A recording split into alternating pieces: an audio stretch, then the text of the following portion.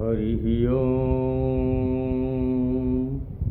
नमस्ते रुद्रमन्यव उतूत इखवी नमः बाहुभ्यं मुतते नमः यते रुद्रशिवातनुरघोरा पापकाशिनी तया न स्तन्वा सन्तमया गिरसन्ताभिचाकसीः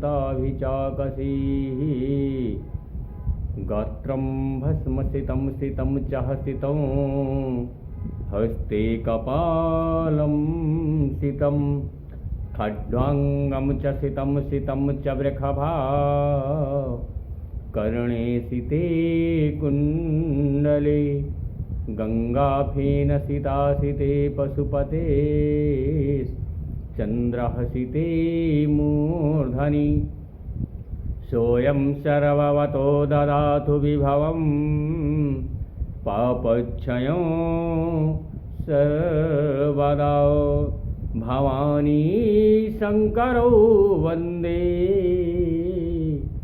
श्रद्धा विश्वासरूपिणौ याभ्यां विना न पश्यन्ति सिद्धः स्वान्तस्थमीश्वरम्।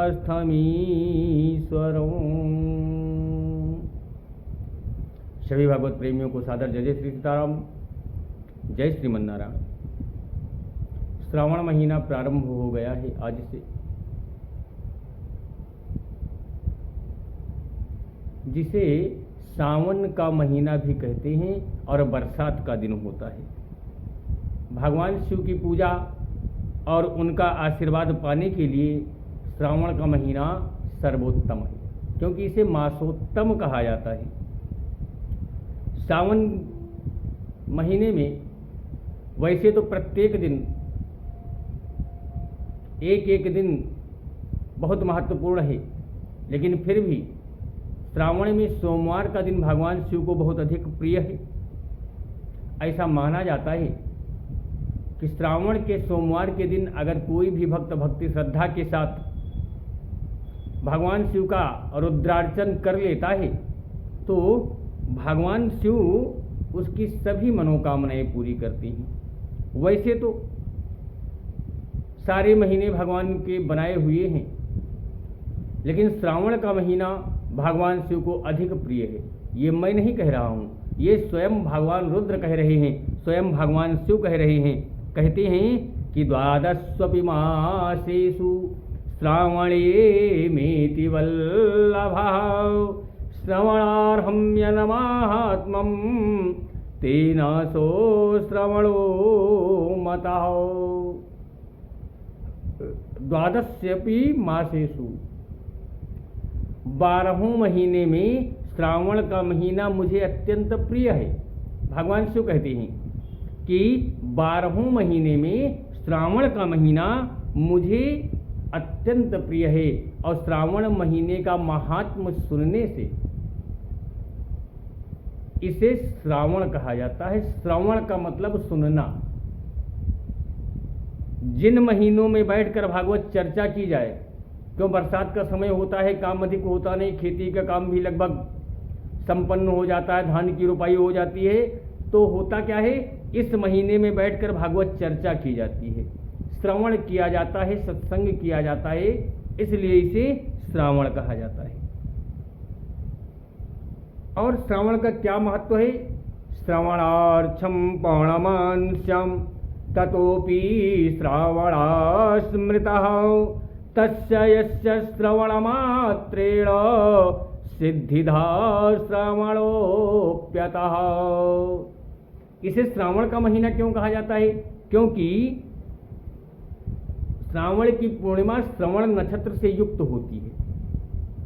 श्रावण का महीना और उसमें जो पूर्णिमा होती है वो श्रवण नक्षत्र से युक्त होती है, इसीलिए इसे श्रावण कहा जाता है।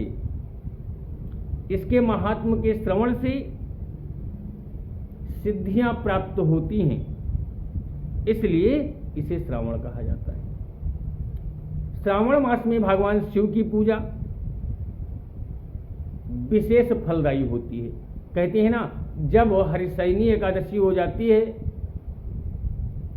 तो भगवान श्री हरि निद्रा में जाते हैं, और कुछ कथाओं के माध्यम से ये भी बताया जाता है कि इस 4 महीने में वो राजा बलि के यहाँ रहते हैं। तो इस पृथ्वी लोक का भार भगवान शिव के हाथों में इसका संचालन होता है, इसका पालन होता है। 4 महीने के लिए भगवान शिव पालक भी होते हैं, संहारक भी होते हैं। इसीलिए श्रावण महीना भगवान शिव को अधिक प्रिय है और इसे मासोत्तम मास कहा जाता है। यह महीना, श्रावण का महीना, प्रत्येक दिन एक नया सवेरा दिखाता है और इसके साथ जुड़े समस्त दिन धार्मिक रंग और आस्था में डूबे होते हैं। हर जगह भगवान शिव के मंदिरों में हर हर महादेव, बम बम भोले का जयकारा लगता है और भक्तजन बड़े प्रेम के साथ भगवान शिव का अभिषेक करते हैं।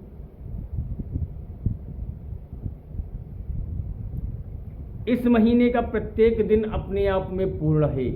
लोग कहते हैं कि श्रावण के सोमवार को रुद्राभिषेक करवाना है। मैं तो कहता हूं भाई, श्रावण में प्रत्येक दिन रुद्रार्चन किया जा सकता है। ये हमारे शास्त्र कहते हैं। श्रावण का प्रत्येक दिन अपने आप में पूर्ण है। धर्म और आस्था का अटूट गठजोड़ हमें इस माह में देखने को मिलता है।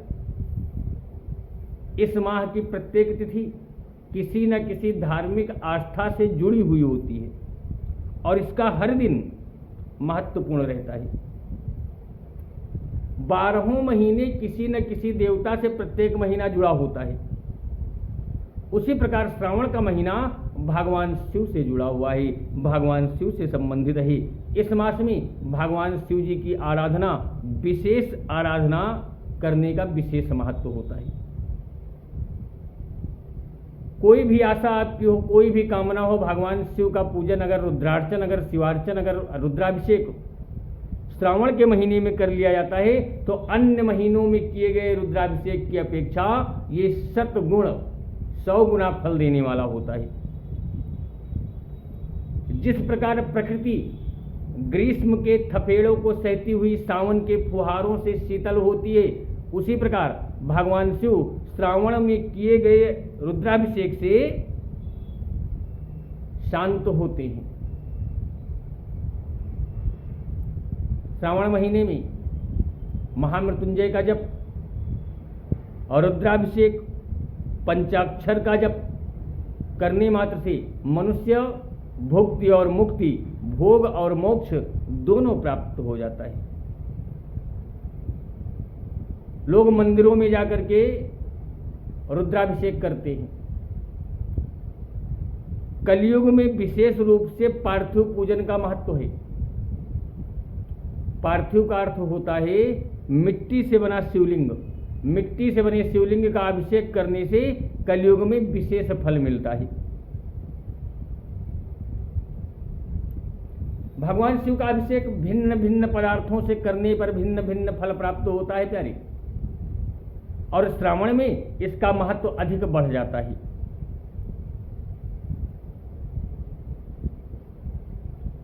जल से अगर अभिषेक किया जाए वर्षा के निमित्त तो बहुत अच्छी वर्षा होती है।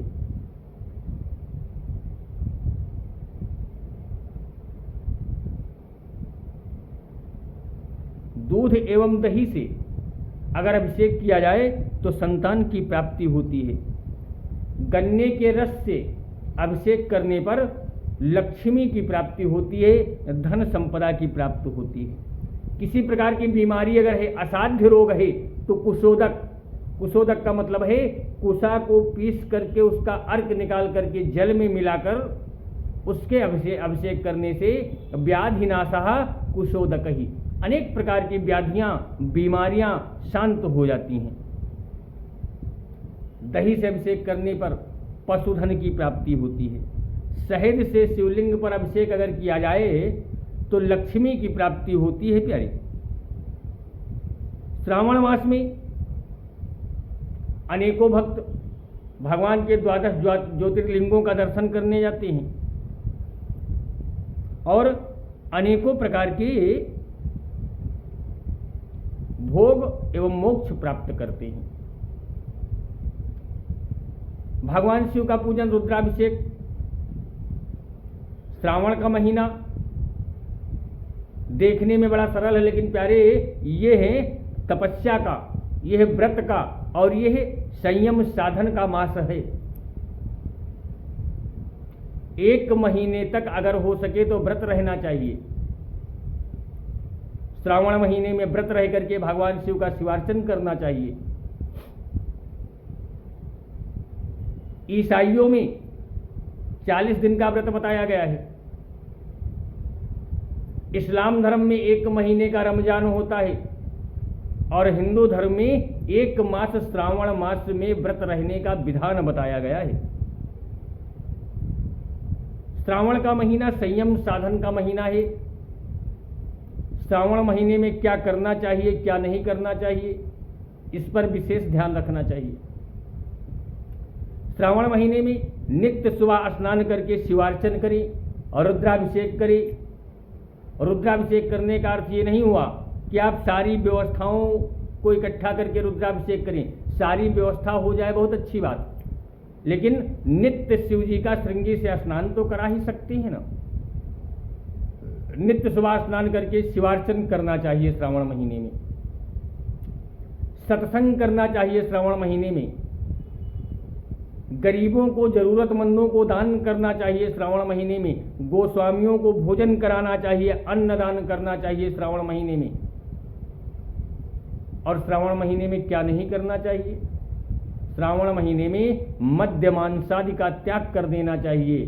सात्विक भोजन करना चाहिए। लहसुन प्याज 1 महीने तक नहीं खाना चाहिए। क्रोध ना करें, लोभ ना करें। काम क्रोध मद लोभ से स्वयं को बचाते हुए, ब्रह्मचर्य का पालन करते हुए श्रावण के महीने में जो भी भक्त भगवान शिव का अभिषेक कर ले जाता है, भगवान शिव का पूजन कर ले जाता है, उसे भगवान शिव जो मन में इच्छा होती है। अरे भगवान शिव तो इतने भोले हैं कि वो न देवता देखते हैं, न मनुष्य देवते देखते हैं, न दानव देखते हैं। बस प्रसन्न हो गए तो जो मांगो वो मिल जाता है। तो प्यारे बड़ा अच्छा समय मिला है श्रावण महीने का।